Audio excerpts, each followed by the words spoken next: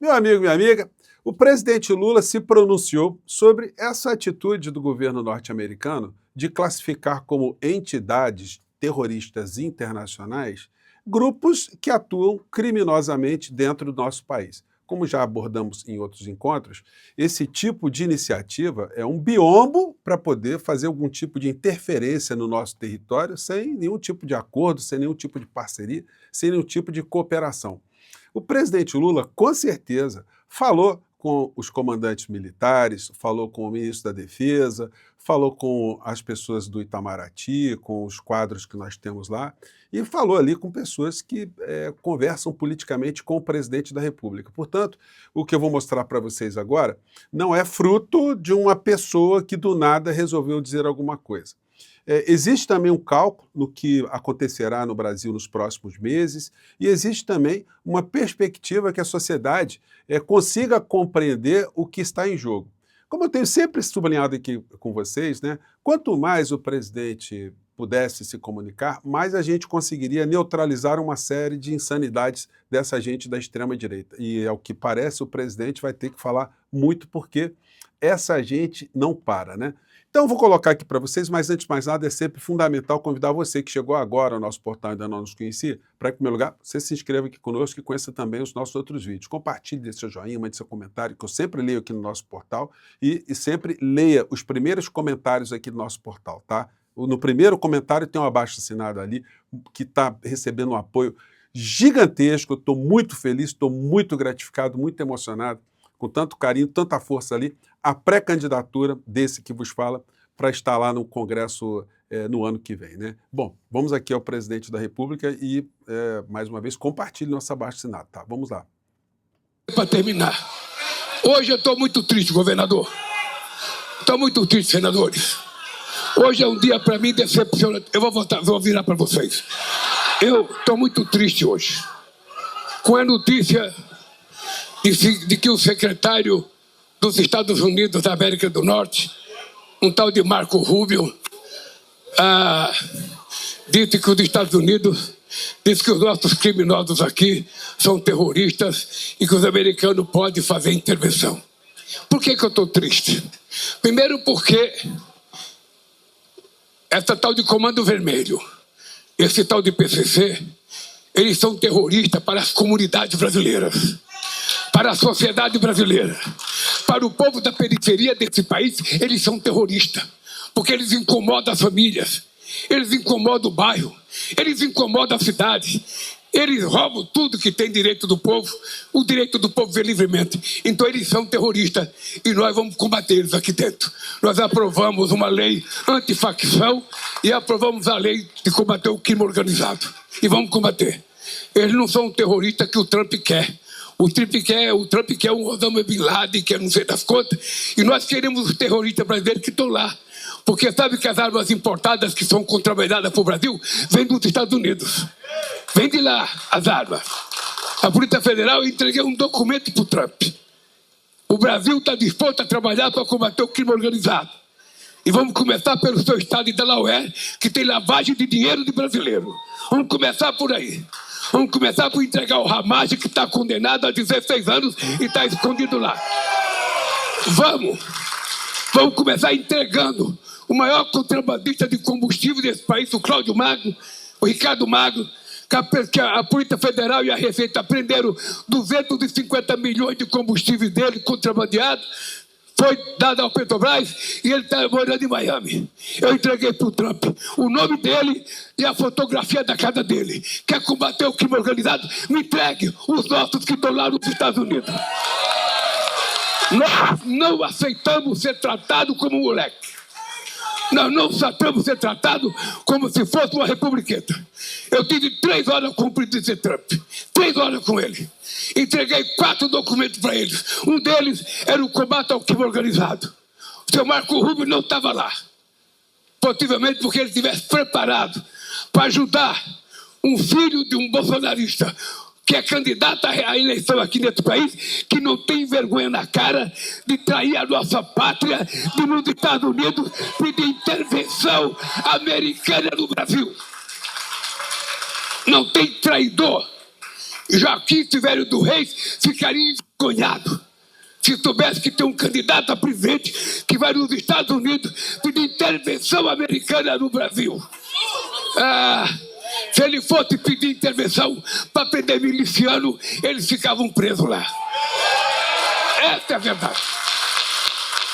Então, companheiro, é o seguinte, vocês me conhecem, eu tenho 80 anos de idade, sou o presidente mais longevo da história desse país, e eles estão incomodados porque eles sabem que eu vou ganhar outra vez as eleições para presidente da República. E eu fiz questão de dizer ao presidente Trump, olhando na cara dele: presidente, eu tenho 80 anos de idade. O senhor vai completar 80 anos dia 14 de junho.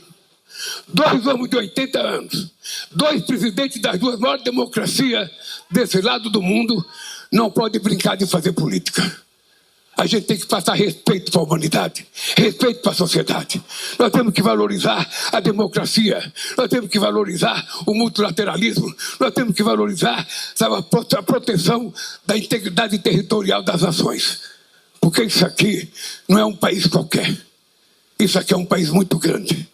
E eu tenho preocupação, porque nós temos muitos minerais críticos, muitas terras raras, nós temos muito minério, nós ainda temos muito ouro, ainda temos muito diamante, temos a maior floresta tropical do mundo, 12% de água doce, e ainda, daqui a pouco eles dizem: a Amazônia é nossa.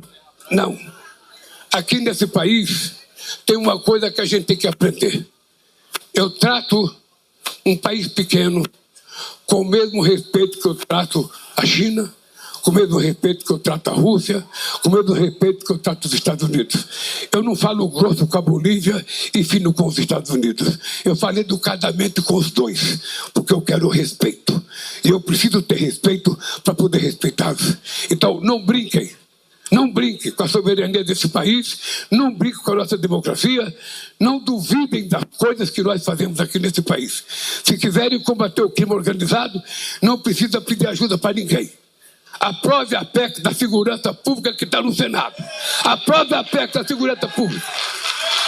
Aprove a PEC que no mês seguinte terá o Ministério da Segurança Pública nesse país. Porque eu não vou criar um Ministério de enfeite, sem dinheiro. Para aprovar a PEC, aí vai ter que aprovar dinheiro, vai ter que aprovar uma nova Polícia Federal, vai ter que aprovar muito investimento inteligente, não vai ter uma Guarda Nacional pegando policial dos estados. Vamos ter que criar uma guarda especial, sabe, com soldados altamente preparados para a gente combater o crime organizado aqui. E se o Trump quiser ajuda, nós vamos ajudá-lo a combater o crime organizado dentro dos Estados Unidos também. É assim que sabe. Portanto, companheiros e companheiras, eu quero que vocês saibam. Vou sair daqui agora, vou para Largato. Nós vamos lá visitar o Hospital dos Amores. Que eu quero que vocês... É o primeiro hospital interregional que vai atender quantos estados?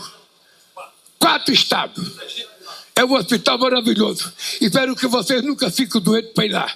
Mas é bom se vocês visitarem para ver que beleza. E depois eu volto para Aracaju para inaugurar o Hospital Marcelo Deda ou para visitar o Hospital Marcelo Deda, tá? Porque vocês vão ver uma coisa que nós estamos fazendo nesse país, governador. Eu vou dizer, nunca antes na história do Brasil se cuidou tanto da saúde. O que nós estamos fazendo com o ministro Padilha da Saúde é uma revolução. E aí é o seguinte, né? O formato aqui que eu já comentei com vocês, desse espaço que é reservado para o presidente da República falar, ele funciona muito bem na comunicação e isso a gente viu agora. O presidente, portanto, ele trafegou aí pelos pontos principais e, por mais que essa gente da extrema-direita esteja agora comemorando, eles estão comemorando o nada, porque não é crível, ninguém consegue acreditar que o governo norte-americano fará algum tipo de aparição cenográfica aqui no Brasil. Então, essa gente da extrema-direita vai ficar ruminando o quê? Todo dia eles vão ficar dizendo o quê? Trump venha salvar o papai, Trump invada a comunidade, Trump faça alguma coisa. É óbvio que não vai acontecer isso.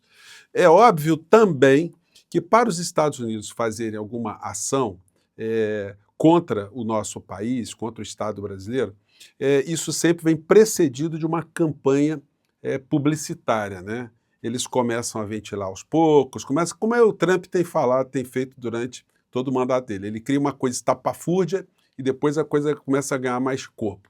No entanto, o presidente Lula, com o comportamento de enfrentamento, pelo menos do ponto de vista do enfrentamento moral, né? Que é o que nós podemos fazer. Por mais que a gente não tenha condições de enfrentar militarmente a maior potência do mundo, mas a moral tem um peso muito grande, né? Um presidente se colocar de maneira muito firme e provocar em todos nós o sentimento de patriotismo, o sentimento de garantir a nossa nação e o sentimento de indignação contra esses ratos traidores. Gente, me desculpem estar usando essa expressão, mas é isso que essas pessoas são. Você que está aqui, que está à luz da racionalidade, você que acompanha o que está acontecendo no Brasil, você enxerga exatamente isso. Não há como algum bolsonarista dizer para você que o Flávio Bolsonaro, o Flávio Rachadinha, o Dudu Bananinha, que o Bolsonaro fizeram alguma coisa para defender o nosso país por patriotismo. O que nós estamos vendo é uma ação exatamente em sentido contrário, eles colocando a nossa nação com o risco que nós nunca tivemos de uma intervenção estrangeira aqui dentro, pelo menos desde que nós ficamos independentes de Portugal, né? Gente, é uma coisa tão inaceitável, uma coisa tão abjeta, que é difícil até conversar com algum bolsonarista sobre isso, né? Mas a tendência é que essa situação toda comece a dar uma decantada.